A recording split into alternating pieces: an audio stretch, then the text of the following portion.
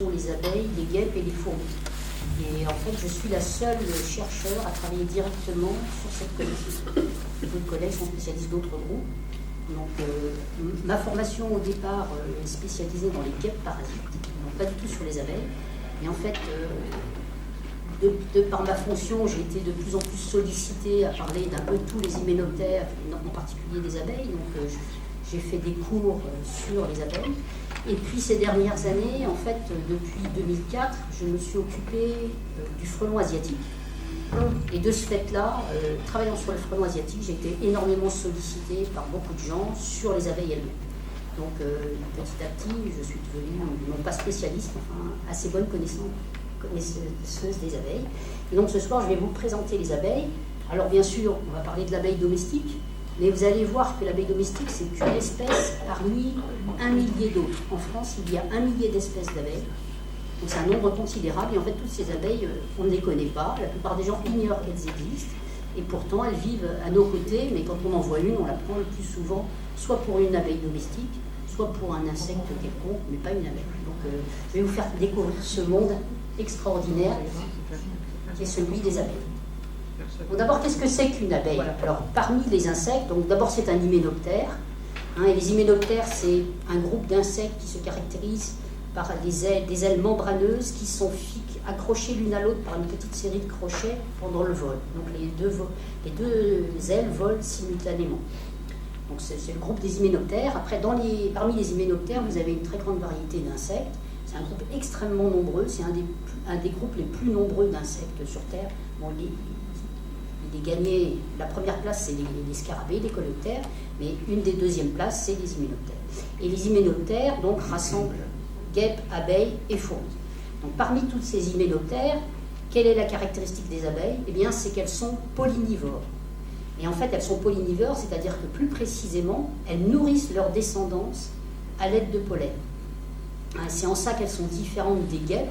Les guêpes communes que vous voyez, celles qui nous importunent lors d'un barbecue, etc., ce sont des insectes, des hyménoptères, mais qui nourrissent leur descendance avec de la viande, avec des proies. Alors, de temps en temps, ça va être un petit bout de beefsteak ou de jambon près sur la table de quelqu'un, mais la plupart du temps, ce sont des insectes qu'elles vont chasser dans la nature.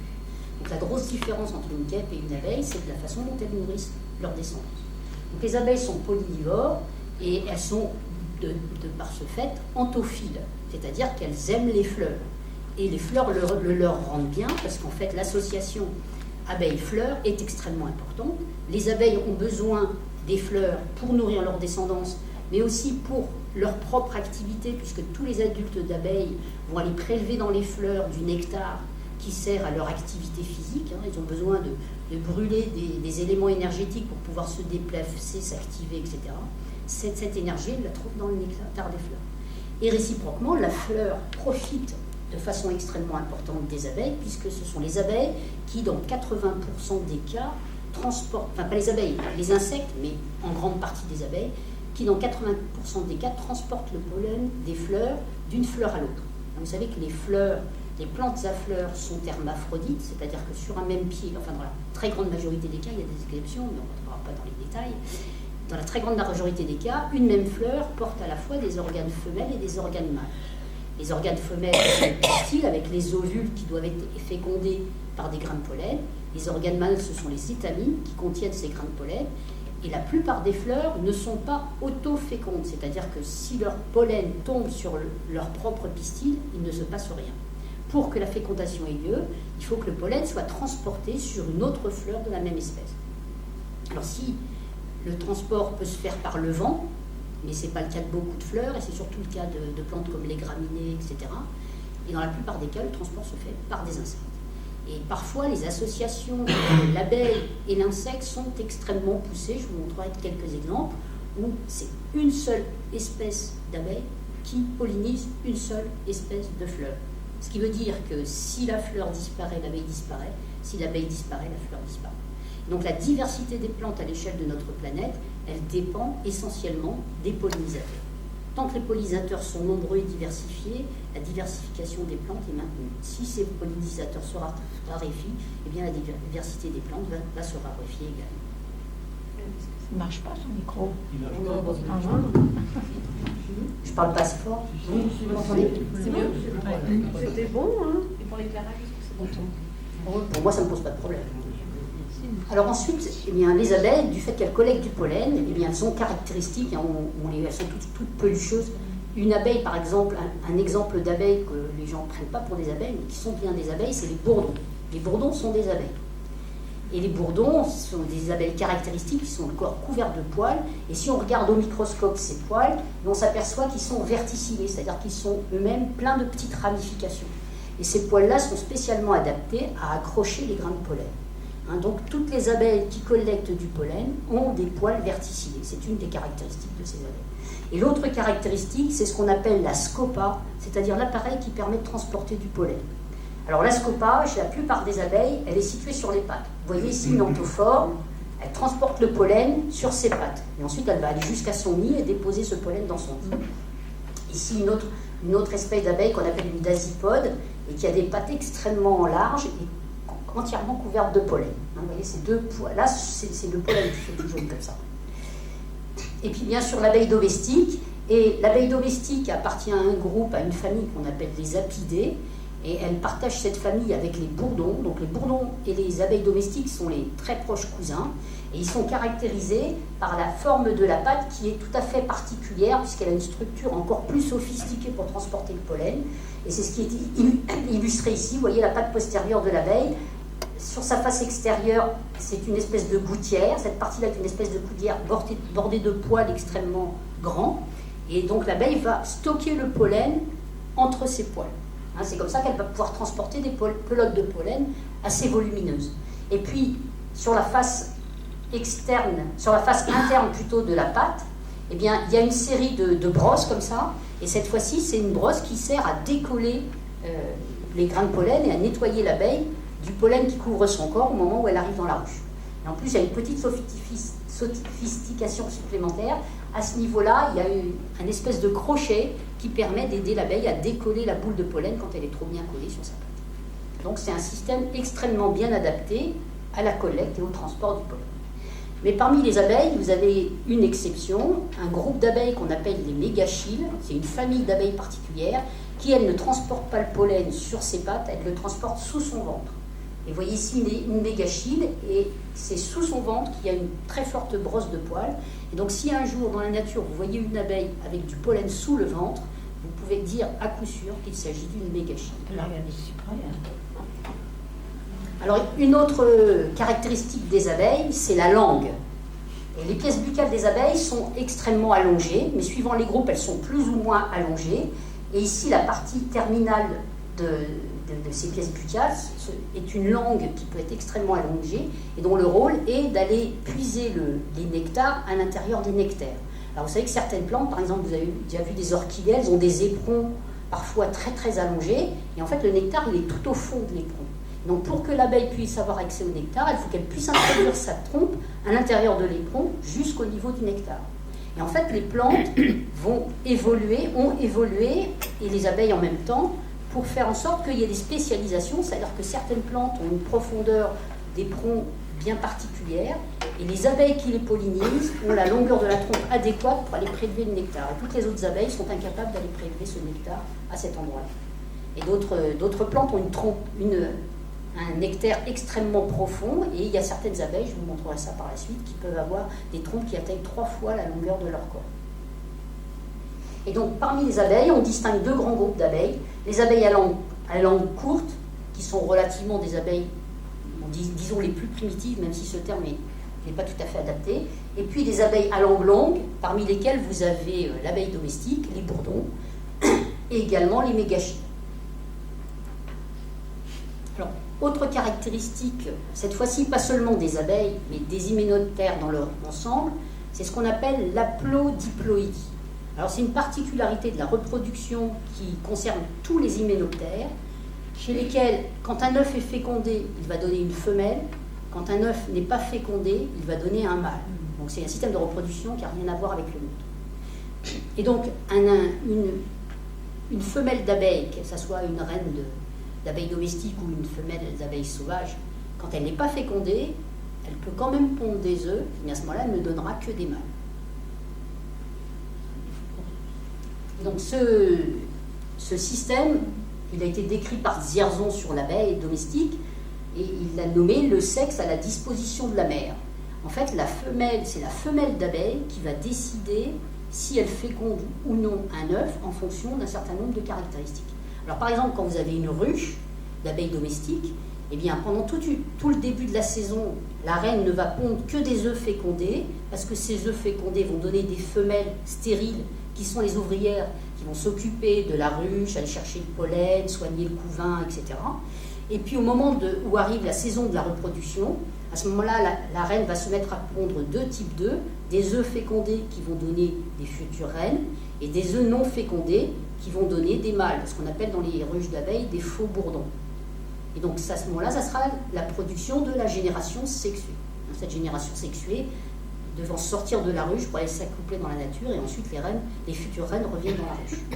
Chez les abeilles sauvages, qui font des nids de ce genre-là, c'est-à-dire qu'elles vont chercher des trous, et dans ces trous, elles vont installer des petites logettes, et dans chaque logette, elles vont déposer un pain de pollen, pondre un œuf, fermer la logette, redéposer un autre pain de pollen, pondre un œuf, et ainsi de suite. Et donc là, on a toute une série d'individus de l'abeille sauvage qui vont se développer tout seuls, sans l'aide de leur mère, parce qu'à partir du moment où le terrier est rempli, elle ferme le terrier, elle ne s'occupe plus de rien. Et chaque larve va se développer en se nourrissant du pain de pollen qui lui a été préparé par sa mère. Et donc quand vous avez...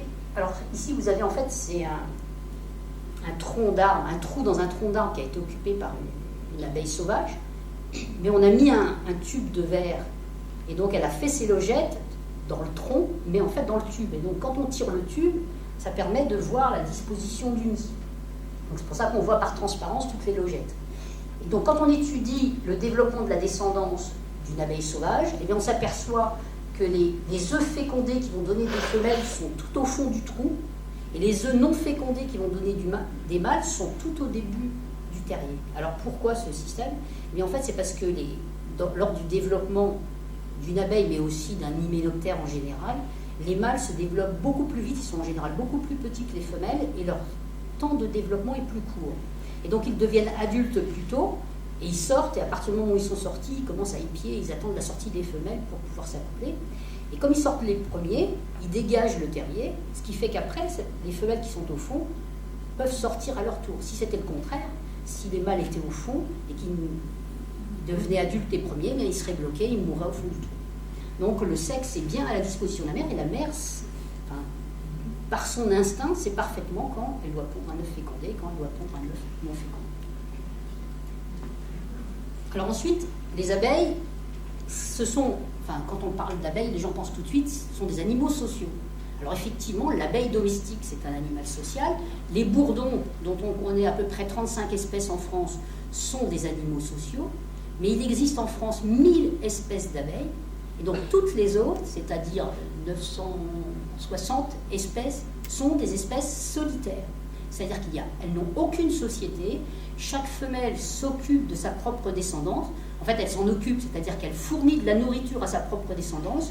Alors, vous allez voir, elles peuvent choisir toutes sortes de cavités pour installer leur nid, mais à partir du moment où leur nid est plein, qu'il y a des grains il y a des bouts de pollen avec chacun un œuf dessus, chacun dans sa petite logette, elles ferment tout ça et elles ne s'occupent plus de rien. D'ailleurs, peu de temps après, elles meurent. Et donc là, 960 espèces d'abeilles en France vivent en tant que solitaires, chaque femelle s'occupant de sa propre descendance.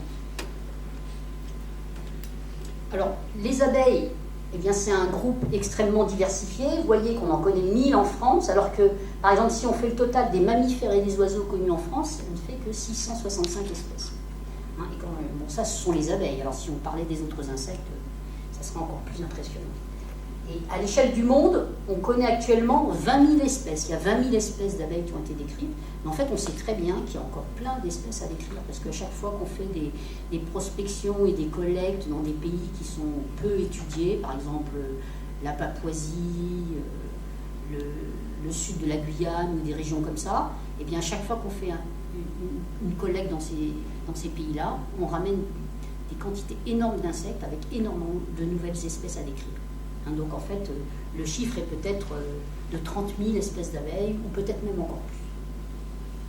Et alors parmi ces abeilles, eh bien, vous voyez qu'il il y a plusieurs familles qui sont représentées. Alors parmi les abeilles à langue courte, on a 4 familles, Colletidées, Andrénidées, Alectidées, Mélitidées. Bon, je ne vais pas rentrer dans les détails, mais les andrènes, qui sont des abeilles des sables, qu'on trouve assez communément, je vous en reparlerai après, sont un groupe très diversifié en France. Et également les alictes, qui sont des toutes petites abeilles que les gens prennent en général pas du tout pour des abeilles, parce qu'ils font 2-3 mm de long, et donc personne ne pense que ce sont des abeilles. Et puis parmi les abeilles à langue longue, eh bien, on a les mégaquilles. Ici vous en avez une, vous voyez, son abdomen est tout jaune de pollen. Donc il y a aussi, c'est un groupe aussi diversifié, parce qu'il y a à peu près 200 espèces en France. Et puis les apidées, qui est le groupe qui contient l'abeille domestique et les bourdons, mais qui contient aussi toute une série d'abeilles solitaires, comme par exemple les anthophores ou les eucères. Alors vous voyez, si on regarde l'ensemble des hyménoptères, eh bien, on s'aperçoit que les abeilles ne représentent pas du tout le groupe le plus important, puisque presque les 2/3 des hyménoptères sont des guêpes parasites. Je vous dis que la spécialité, ce sont les guêpes parasites, c'est un groupe extrêmement diversifié. Et si on regarde ensuite les abeilles, et là, les abeilles et guêpes sont regroupées, mais vous voyez que ça, ce sont les espèces abeilles et guêpes solitaires, et ça, ce sont les espèces abeilles et guêpes sociales. Donc en fait, sur la totalité des abeilles et des guêpes, il y a bien plus d'espèces solitaires que d'espèces sociales. Alors, l'association abeilles-fleurs fait que les abeilles ont acquis un certain nombre d'adaptations pour pouvoir utiliser le pollen et le nectar des fleurs, et réciproquement, les plantes ont développé un certain nombre d'adaptations pour pouvoir attirer plus ou moins spécifiquement certains pollinisateurs. Et ensuite, la forme même de la fleur va favoriser le transport du pollen. Alors ici, vous avez une fleur de genêt, et vous voyez que les étamines sont disposées sur des espèces d'arcs qui sont comme des ressorts, et l'abeille est obligée de pénétrer à l'intérieur du calice de la fleur pour atteindre le nectar, et en faisant ça, elle fait basculer sur son dos ses arcs, et donc la fleur est sûre de déposer du pollen sur le dos de l'abeille, puisque son système est adapté pour déposer ce pollen. Et ici, vous avez une fleur qui est adaptée au mégachyle. Vous avez une mégachyle, donc elle, pour collecter le pollen, il faut qu'elle frotte son abdomen sur les étamines. Et bien là, les sources de nectar sont juste au pied du pistil, et donc l'abeille doit prendre cette position pour pouvoir prélever le nectar. Et comme elle prend cette position, eh bien, les grains de pollen sont disposés sur son ventre. Donc vous voyez, chaque association abeille-fleur est extrêmement sophistiquée, avec des adaptations réciproques. Ce qu'on appelle la coévolution. Chacune des espèces a évolué en même temps pour s'adapter de mieux en mieux l'une à l'autre. Et puis les fleurs ont toute une série de caractéristiques qui font qu'elles sont attractives pour les pollinisateurs. Alors bien sûr, il y a leur couleur, alors ça varie du jaune au violet en passant par le bleu, le blanc, etc. Mais beaucoup de fleurs qui nous paraissent relativement neutres, comme cette onagre par exemple, eh bien pour les abeilles, ce n'est pas du tout le cas, puisque la plupart des fleurs émettent des rayons ultraviolets. Et quand on analyse les UV, ben vous voyez par exemple cette fleur d'onagre, eh bien le cœur de la fleur est extrêmement attractif parce qu'elle reflète des rayons ultraviolets. Et en général, la disposition de ces ornementations, que nous on voit ou non, mais que les abeilles voient, font qu'elles savent parfaitement sur le cœur de la fleur où sont disposés les nectaires, c'est-à-dire les endroits préférentiels où il faut aller chercher le nectar. Alors la forme de la fleur intervient aussi, et en fait, plus l'association entre l'abeille et la fleur est complexe, plus les fleurs sont de type zygomorphe, c'est-à-dire qu'au départ, elles ont une symétrie radiée, et quand elles deviennent zygomorphes, avec l'évolution, c'est des espèces différentes, et bien à ce moment-là, elles deviennent à symétrie bilatérale, avec des formes qui se rapprochent, on verra en particulier pour certaines orchidées, de plus en plus de la forme du corps d'un insecte, bien sûr, très... c'est pas si précis que ça, mais on verra quand même que dans certains cas, c'est assez impressionnant. Donc ça permet en général des associations assez précises entre fleurs et pollinisateurs. Mais vous avez quand même des tricheurs. Ici, vous avez une fleur, vous voyez, avec un très long éperon, et le nectar, il est là tout au fond. Donc normalement, les abeilles qui sont censées aller polliniser cette fleur sont en particulier des anthophores ou des mégachylles qui ont des trompes extrêmement longues. Et les bourdons, ce bourdon qui a une trompe un peu moins longue, eh ben, il triche, il va couper le bout de la fleur pour aller pomper le nectar par l'extrémité. Voilà. Et puis il y a aussi toutes les odeurs des fleurs qui sont extrêmement complexes et des associations de différentes molécules.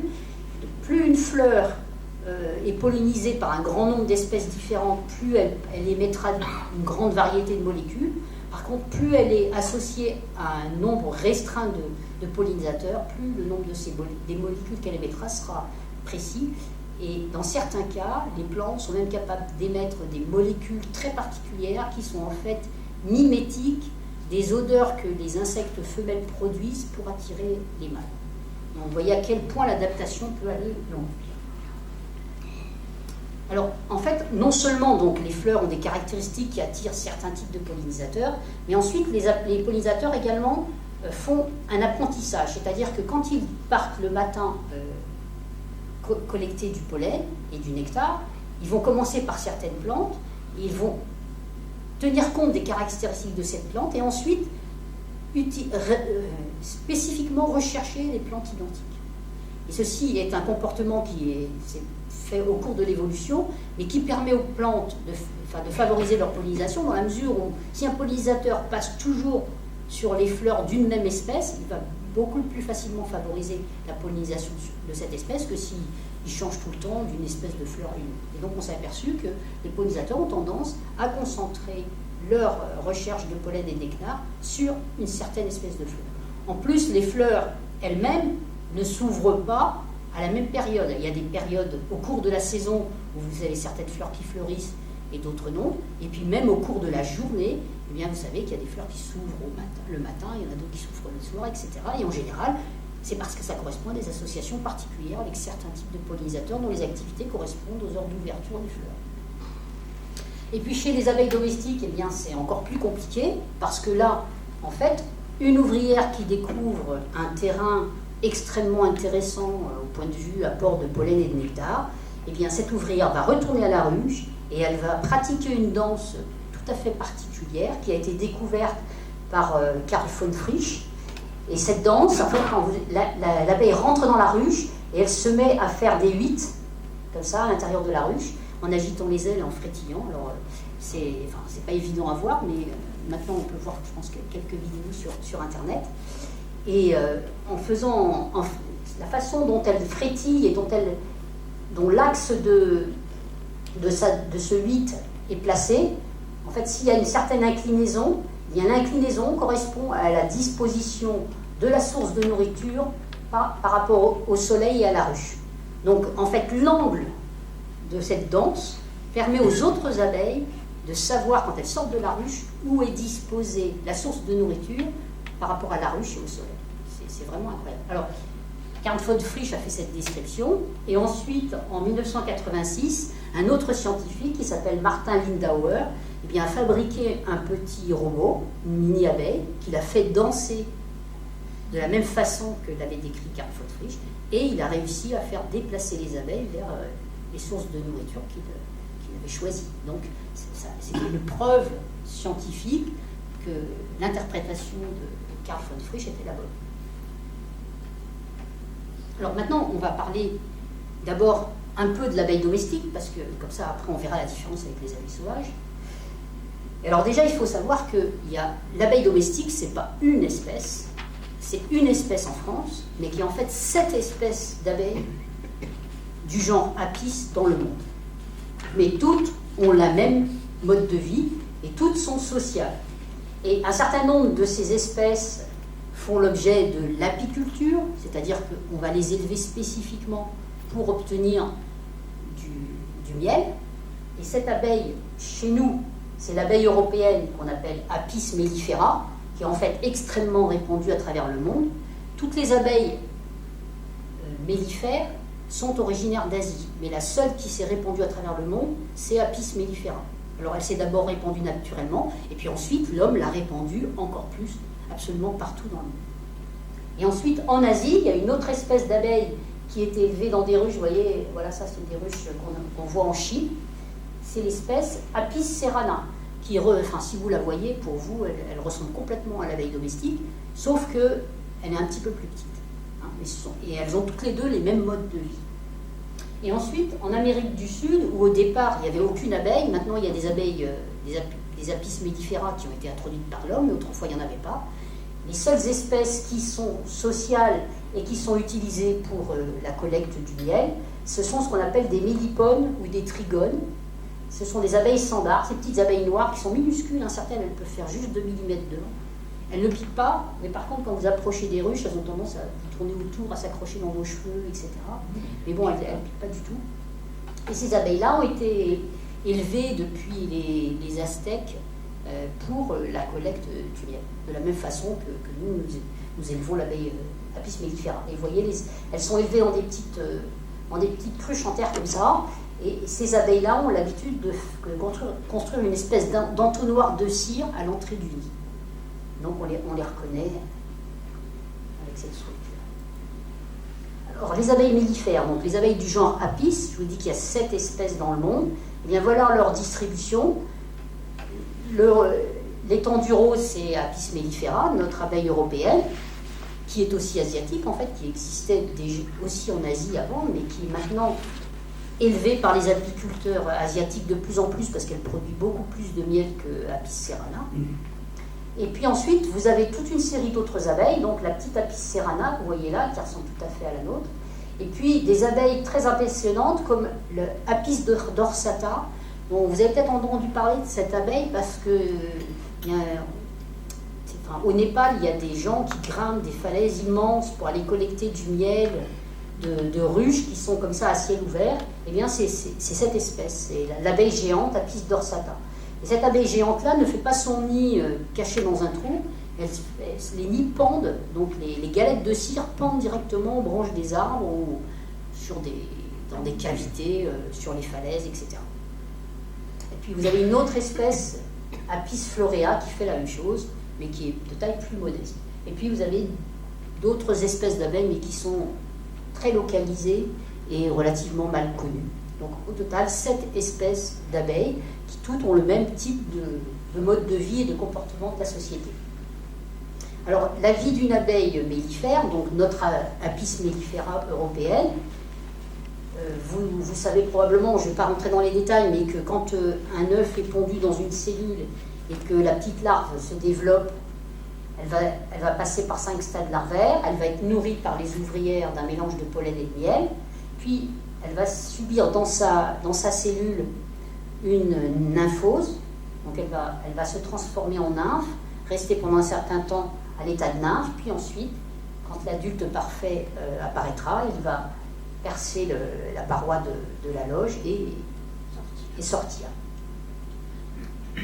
Et ensuite, cet adulte, si c'est une femelle ouvrière, c'est une femelle dont le développement des ovaires est bloqué par les substances produites par la reine. Donc la reine va bloquer le développement de ses propres filles, qui vont donc rester des ouvrières et travailler à l'entretien de la colonie, aux soins du couvain, à l'apport de nourriture, etc. Elles vont faire tout le boulot. La reine se contentant de pondre des œufs, mais comme elle en pond des milliers par jour, elle n'a vraiment pas le temps de faire autre chose. Et chaque petite ouvrière qui sort de sa loge, là, comme jeune adulte, elle va passer par tout un stade de développement bien particulier et avec des activités qui sont liées à son âge. Donc entre le premier et le 3e jour, elle va être ménagère, donc elle ne va pas quitter la ruche, mais elle va se contenter d'aller nettoyer les cellules, de faire de la ventilation pour l'aérer, etc. Ensuite, du 3e au 10e jour, elle devient nourricière. Donc elle va avoir des glandes salivaires qui vont se développer et elle va produire des substances qu'elle va mélanger au pollen et au nectar apportés par les ouvrières qui vont dans la nature faire la collecte, et elle va nourrir les jeunes larves. Ensuite, du 10e au 12e jour, elle va s'occuper à diverses activités au sein de la ruche.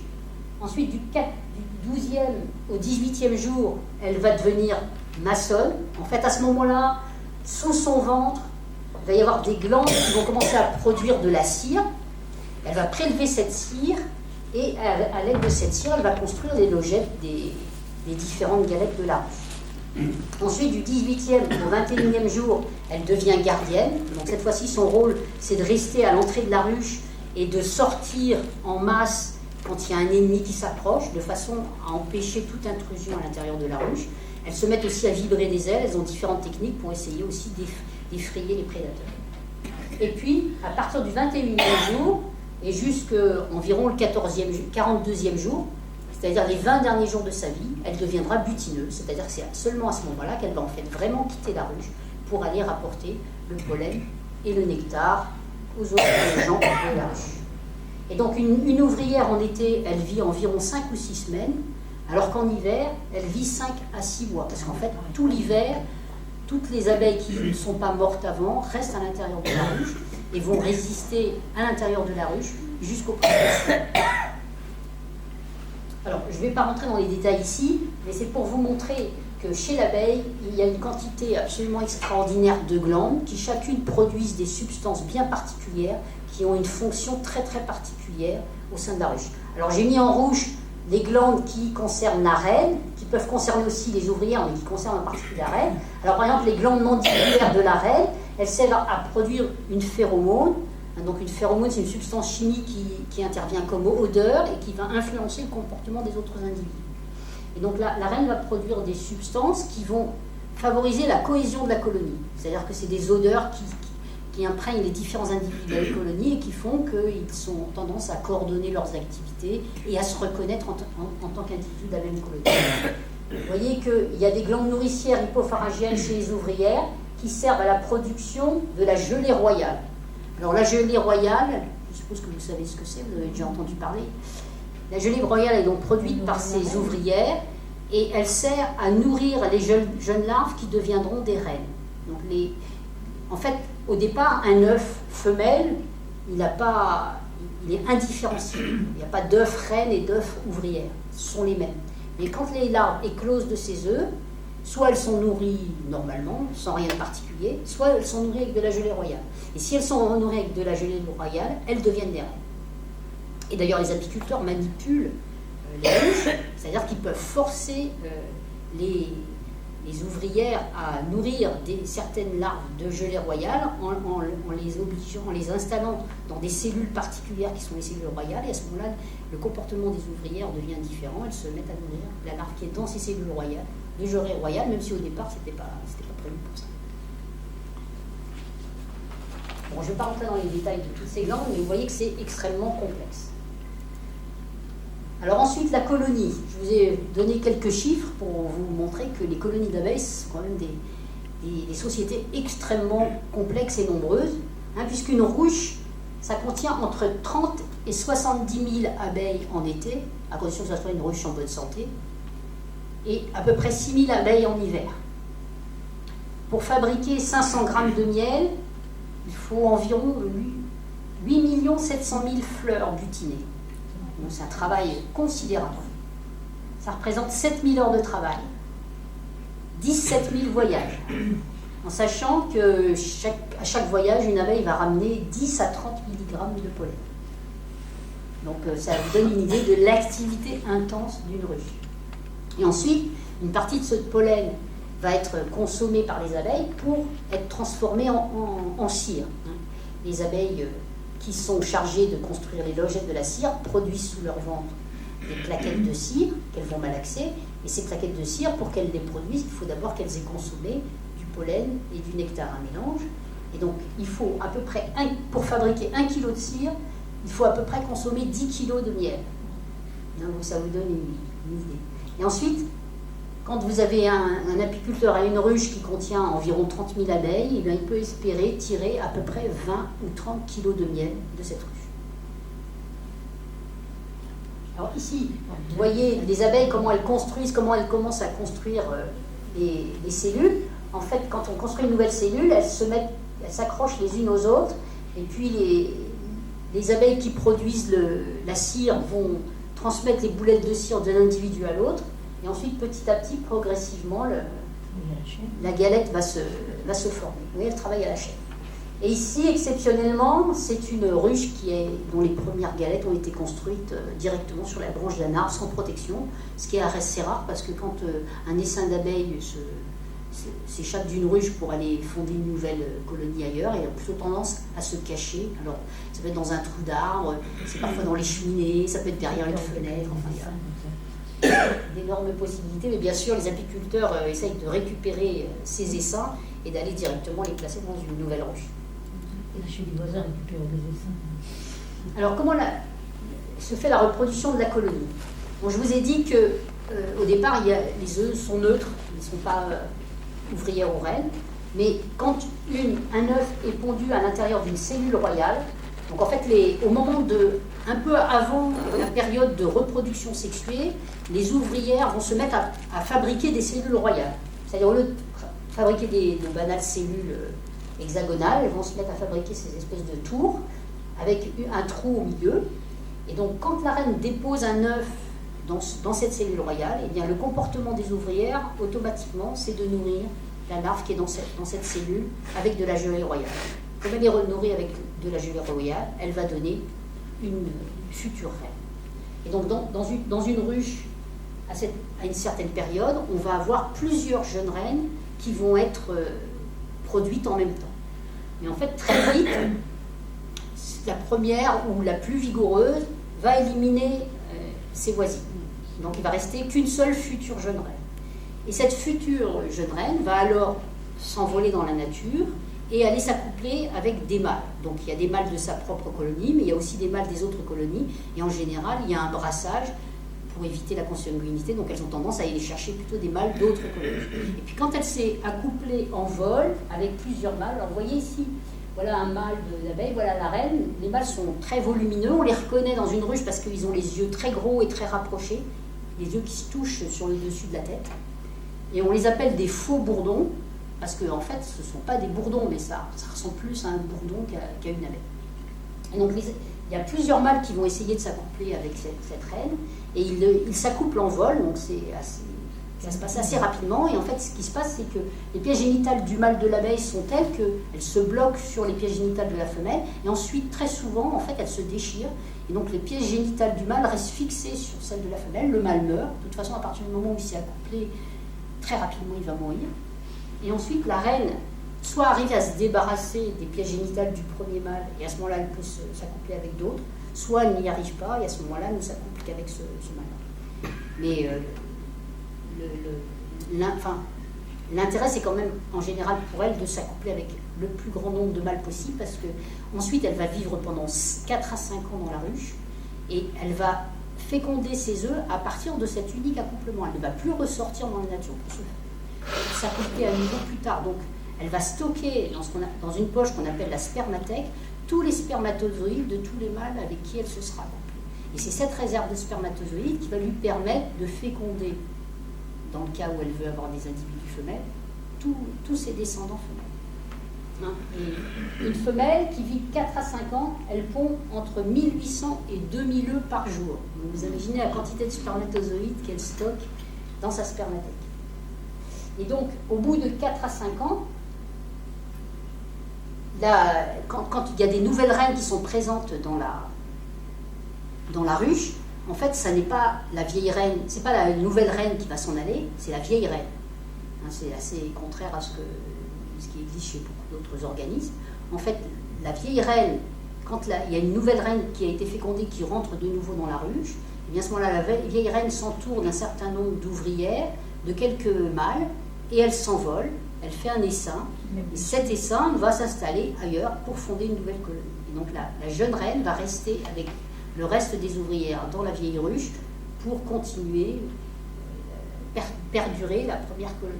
Et donc on a l'impression que les colonies d'abeilles sont éternelles, elles peuvent durer des dizaines et des dizaines d'années, mais en fait à l'intérieur il y a des renouvellements, des reines régulièrement, au maximum une reine qui va en vivre 4 ou 5 ans.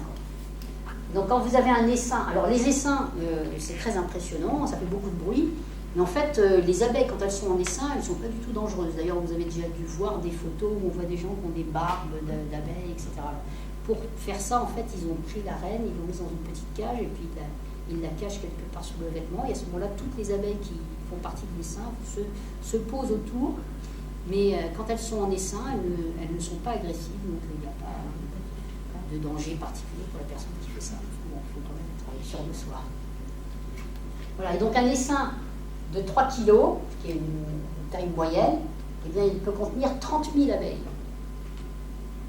Et il contient également donc une vieille reine et une centaine de mâles.